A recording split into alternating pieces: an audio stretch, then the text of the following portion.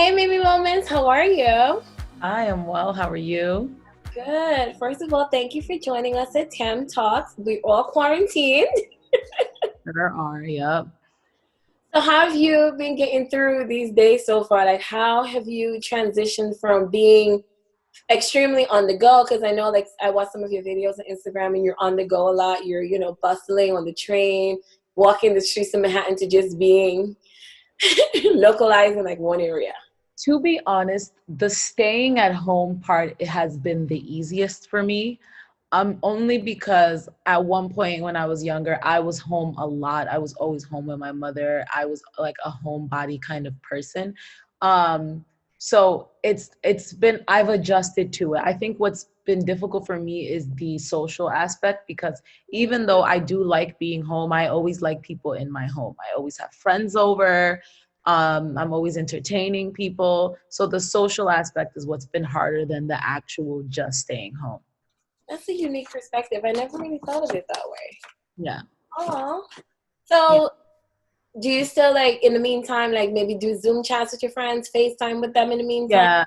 Yeah. I noticed that no one calls me on the phone anymore. Everyone just calls straight FaceTime, which has been really nice getting to like see people virtually. When my friends and I had like a virtual brunch a few weeks ago, and that was really fun. And we have like calls where we're all on FaceTime, like the group chat feature, which we had never used before. So it was fun playing with the emojis and stuff. So we've been doing those type of things to like stay connected. My siblings, my mom, everyone. I'm just like calling. I'm using FaceTime more than I ever did because I'm not a big FaceTime person. So it's been interesting. That's good though. So at least you get to, still be in contact. So what have you been doing to like pass the time? I know when it's work, you get to focus on work, but outside of that, like what else have you been doing to like pass the time? I have been working a lot. My work day, when you're working from home, especially when you work for a company of like super productive, predominantly type A people, it's as if like the work day doesn't really end. It's just like constant work. Everyone's on their emails. My day is made up of emails. So now I'm just like emailing all day. And then outside of working for my 9 to 5, which has become like a 12-hour job, I also am like working on my own like social media platforms, trying to like build up my consistency on YouTube, brainstorming like content and like building that up and trying to figure out what my next move is going to be on social media. I've also been doing a lot of deep cleaning, which has been interesting, like really like taking everything out of the shelves and cleaning after. I've lived in this apartment for a year and a half. So there were things that really needed to be cleaned that I had kind of been avoiding. So that was like a really big task and it's still not done. I'm just going room by room and deep cleaning. That's good. At least you get that part out of it that you get to kind of feng shui your house and Yeah, yeah, yeah, that feels nice. so I've been asking this question and I want to know your response. The question is, it's been going around in social media that some people believe that after this quarantine is done, you should come out with 12 degrees, 45 new business ideas, just be super productive. And then there's the other side where it's just like, just relax, rest, chill, enjoy life. Do you stand on either side or are you like in the middle ground when it comes I to? am definitely in the middle. I don't believe in putting myself under added stress. Like a lot of people are dealing with mental health, a lot of issues, a lot of people are dealing with anxiety. I know the first 2 weeks of quarantine, I was extremely anxious and had a hard time sleeping and was absolutely terrified of even going to the supermarket. So to expect people to produce at a high volume right now, I think is unrealistic. But I do believe in taking an opportunity to do something for yourself if you now that you have the chance. So yeah, definitely if you've always wanted to put up that website, maybe this is the time to do that instead of just watching Netflix, but not it to the point where you're putting pressure on you. I'm definitely in the middle. I am trying to ramp up my social media, but not to the level where I am like stressed out about it. Like, I don't know, you see my Instagram, like there are moments where I'm like posting all day, every day into story. I'm doing lives. And then when I need my rest, I take that rest because I deserve it, no matter what the algorithm says or does to me. So that's where I am with things.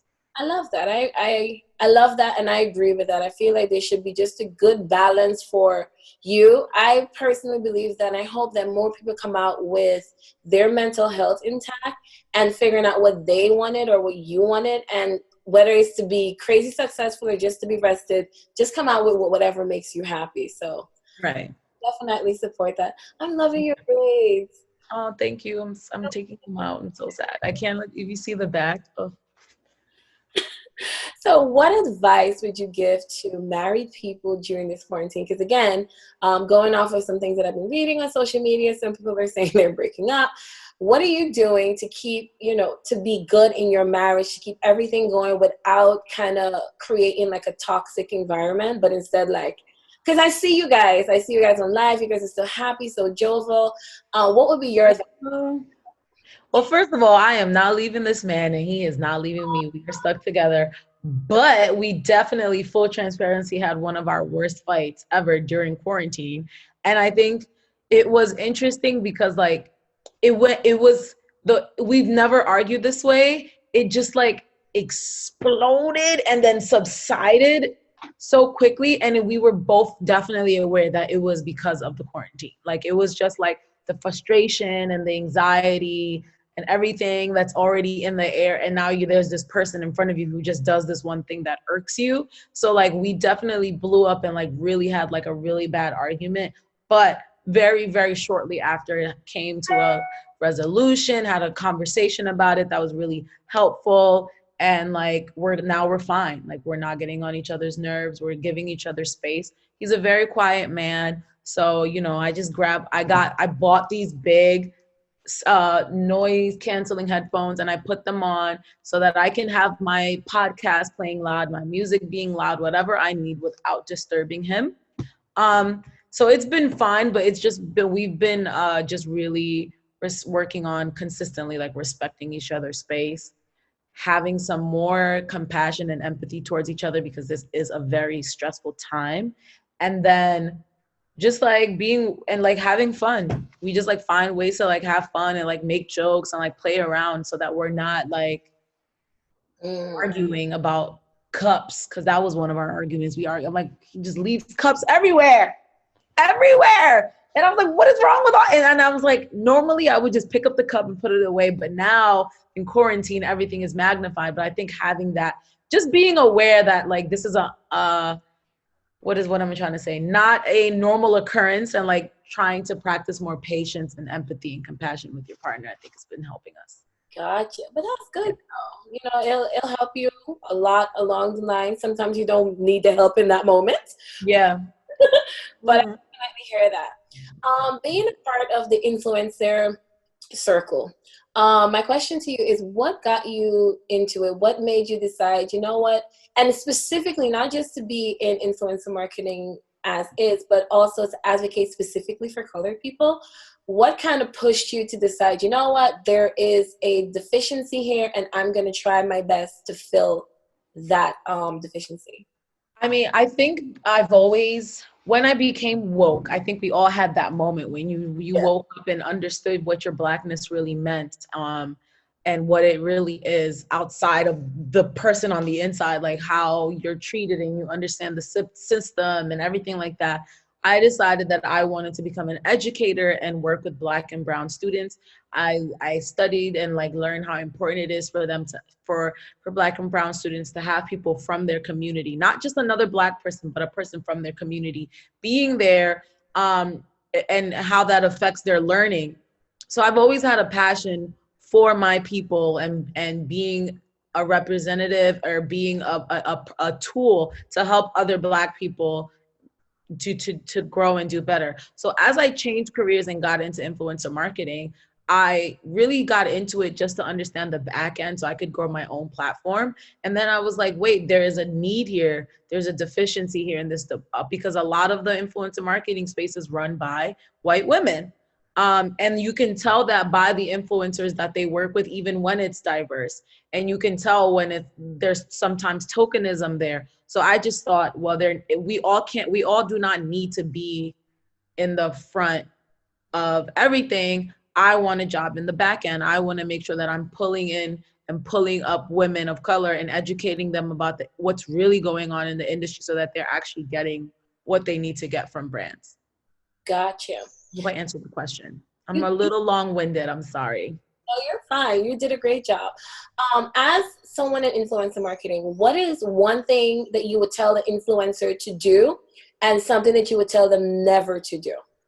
I implore, I hope I'm using that word right. I'm begging influencers of color to do more research and be more savvy about the industry that they are a part of, outside of just, I take the pictures and I'm the person that gets the likes and very basic vanity metric information like my engagement rate. This industry is getting so much bigger, and I don't see a lot of women of color that I work with really knowing and understanding the whole landscape. And you can't really move as savvy as you need to in this business if you don't really understand everything that's going on. You don't understand the verbiage, you don't understand platforms, you don't understand how things are changing. You're just like, well, I get 2,000 likes, so I deserve $5,000. You don't really know what's going on. So I just really want women to like sign up for some newsletters, really try to understand the entire industry, so that you can make the best decisions for yourself as a businesswoman. I don't want it to kind of be like the entertainment business where, we're the ones dancing on stage, but everybody else is making money off of you and you have no idea. Mhm. Another thing I do want them to stop doing that is kind of hand in hand is to stop discounting the value of relationships because you're only looking for that instant gratification of the payment right now. And you feel like every brand needs to pay your rent. And what you don't realize is that building these relationships can help you buy a house in the future if you're savvy enough to do the things that you need to do. Um, so those are the two things. Do more research and be aware of the industry. And then also really like don't discount the importance of having the right relationships in the industry. I agree with that. That's awesome advice. I think that it's important that we do that, that we build relationships not just for the moment, but for a long-term benefactor to both parties. And I agree. Yes. Yeah. Do you think that financial incentive to influencers over time devalues the trust in the consumers? Definitely. I definitely think that influencers are becoming trusted less and less and less, especially the bigger you are as an influencer and the more brands you work with, the less people trust you because you're not purchasing product yourself. This whole industry was just built on people getting on the internet and sharing what they thought about products that they actually used. Like as if you were in your circle of women friends and you're just like, "Ooh, I tried this new lotion, you should go get it." And it's became digital, and brands realize if we put this headphone on this girl, people are going to buy it because they trust her. But that trust is starting to go away because our celebrities, our influencers are starting to become celebrities.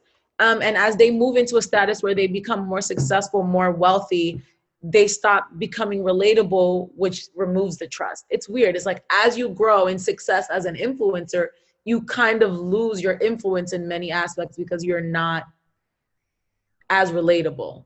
So I think that's why people don't trust. Because like you didn't buy any of this. How can you tell me I should go buy it? You're being paid to tell me to go buy it, you know? And I think part of it is the authenticity is lost somewhere along. Because for me, I I love good skincare. I am an advocate for it. I think that's one of the reasons why I love your page and I love you because you're Thank even you. when you do makeup, you're still about skincare. And I feel like it goes hand in hand because if you put on a lot of makeup, you got to take care of your own skin because at the end of the day, when you take off the You makeup. look amazing, by the way. You're glowing. You're glowing. Funny thing is, I use Tula to scrub my skin and then the cream. So yay! Yes, we got to get you a code. But anyway, we'll talk about that later. Yeah, but I find for me over time, I stopped trusting them because I feel like you're gonna tell me use this skincare this week. You're gonna use this skincare this week. Then the other skincare the next week. I was like, okay, so what really works? Because you're really not using anything to make it work. I think it's just at this point, it's up to the audience to use their discernment and consider influencers. Not necessarily every influencer is going to be the one that directly informs your purchasing decision, but makes you aware of the different options out there so that you can go into it, do your own research and figure things out yourself. And micro meaning smaller influencers. That means like I'm considered a micro influencer. I have less than 100,000 followers. So micro influencers and nano influencers are people who have less than 10,000 followers. Those would be the ones that you look to get the real reviews, right? So example would be you find out about a product through like this influencer who uses a different skincare product every month. She has like 500,000 followers. You don't trust her because you know she got paid for it. You learn about the brand and now you go do your own little research and you find smaller influencers who probably purchased the product to give you the information you need to know to help you decide whether you need to purchase. That's how it works now. You can't really rely on one influencer. It's kind of like if you were going to buy a fridge or a washing machine or an appliance for your home, you're going to vet, you're going to look to different reviews to decide. So it's the same. Instead of just going through one person, you're probably going to have to look around before you make purchases that are going to affect your skin and your look or your self-esteem and stuff like that. I hear that. I support that. But it's like, I feel like with you, and I'm not saying that because you're on the line, I feel like whether you have 1 follower or 100,000 followers, I feel like you'll be authentic. And I think that's what I look for more than anything in an influencer. Is I must feel that your authenticity, regardless of how many products. For me, I see that with you. Like, I feel that with you. And I feel like that's why I gravitate towards you, because you're honest. If it's good, it's good. If it's not, it's not. And it doesn't matter who sent it to you. And that's, I enjoy that. So thank you. For me, I think one is because I'm a smaller influencer, so I definitely have less to lose. So I don't want to give myself too much credit because I do understand that I'm not in a position where I'm being sent like $10,000 to say I like something, So I definitely have less to lose. I understand that. So I try not to judge those bigger influencers too harshly when, you're 21 and someone's giving you $15,000 to talk about something. You know what I'm saying? And I think also it's for me is that I don't come from money and I don't like to spend a lot of money and I don't want to tell my audience to go buy things that I don't think make sense.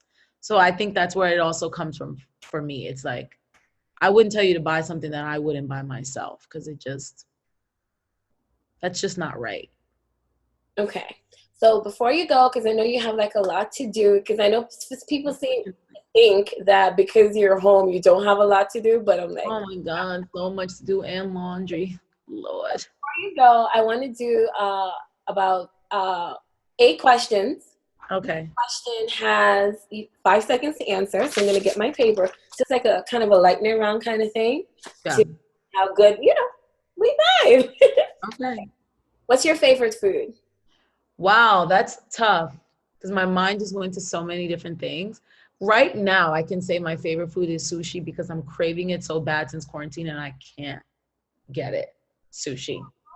Okay. What is your favorite restaurant? My favorite restaurant. Oh my goodness, girl, you're making me sad. One of my favorite restaurants is Angel of Harlem in Brooklyn. They have brunch and reggae, and I miss it so much. I drove past it the other day. Soon you'll be reunited with your restaurant, I promise. Bustle wine, man. What's your favorite hairstyle? My favorite hairstyle has been these braids because, wow, I can't believe I've been missing out for so many years. Life is so easy. What is a beauty product that you can't live without? I can't live without a good moisturizer. I have dry skin. Is that a beauty product? Yeah. Consider it. Yes. Moisturizer. Okay. So based on your Instagram, I know that you love Amazon Prime. What is your favorite Amazon Prime purchase? Like the thing that like, yes, I hit a jackpot when I got this. These questions are so good. Oh my goodness. So far, my favorite Amazon Prime purchase has been my ring light because I use it like every day. I use it to put on my makeup. I use it to create content. Sometimes I just use it to just have lighting. Like I just really love this really huge, sturdy ring light that's always up. Oh, and my plant Penelope. I have a faux plant named Penelope. $90, best $90 I ever spent because I'm not gonna like water a real plant. It's like 5 feet tall. Oh, wow. Ooh. Yeah. Okay. If you had to throw away all of your face products, everything, and you had to only keep one, what would it be? face products in terms of skincare or And makeup? Okay. and skincare and makeup both together, and you only have to keep one. Either it's for the skincare but it's for your face. What would that thing be that your face has to have? I'm going to say moisturizer. So I'll go back to the other answer and say face product with lashes. So for this one, I would say moisturizer because I cannot, like my skin literally feels cracked and dry and crazy. So I definitely need a moisturizer. Okay. And last one, what is your most hated chore? I hate dishes with a passion. There's dishes in my sink right now looking at me. I hate dishes. Aww. I hate dishes. I do too, but I have. And the washing machine just doesn't do it quite right sometimes. So I have to stand there and wash them. My mom used to always make me wash dishes. Like that was my main chore. So I think that's why I hate it so much. Gotcha. Mm-hmm. So before we leave, if you were to give a last advice to somebody that maybe is now starting into this field of work, now getting into learning about their skin, now getting into understanding their skin, what will be the thing that you would tell them that they should first focus on more than anything else pertaining to like having like a good skin, even before applying makeup? Because I do believe that you need to maintain a good skin. I think it's necessary. What would be it? I think you need to develop your very basic 3-step routine, which is cleanse, tone, and moisturize. So you need to understand what kind of cleanser you need. Is your skin sensitive? So you might need a sensitive cleanser. Do you wear makeup? You might need a purifying cleanser that really does the job of getting rid of everything on your skin. Is your skin acne prone? You might need a cleanser that has acne fighting chemicals in it, like can't remember off the top of my head, like the typical chemicals that are usually in like acne face washes. So one, you need to get the right cleanser for your skin needs. Then you need a toner. Do you need a hydrating toner? Do you need a toner that it's going to help you with your hyperpigmentation? Do you need a toner that is just going to make sure that you're like there's all the dirt and the impurities are out of your skin? Do you need a toner to help you with the texture of your skin? A glycolic acid toner is my favorite type of toner, but you have to figure out, again, what is best for your skin. Lastly, you need to moisturize. Do you have oily skin? Because if you do, then you need a gel cream. Do you have dry skin? Then you need a thick moisturizer. Do you have normal skin? You might just need a hydrating serum instead of like a more heavy duty moisturizer. So those are the 3 things. I think you develop your 3-step routine, a good cleanser that makes sense for your skin, a good toner, and a good moisturizer. And then you can build out the rest of your routine. Then you start bringing in night treatments and vitamin C serums and all the other exfoliators and stuff. But you need to establish your 3-step routine. I like that. I need to get me a 3-step routine. 2 of my steps includes Tula, so. You ain't doing anything wrong, I say. I'm not going to, and then I like this. Somehow it was just right here when I said it. Mohima body butter. It was just right on the table. I like it. So, but thank you so much, Mimi. I appreciate your time. I appreciate you taking this time out of your busy schedule to be with us. And I hope we can do it soon. Yes, thank you for having me. This is fun.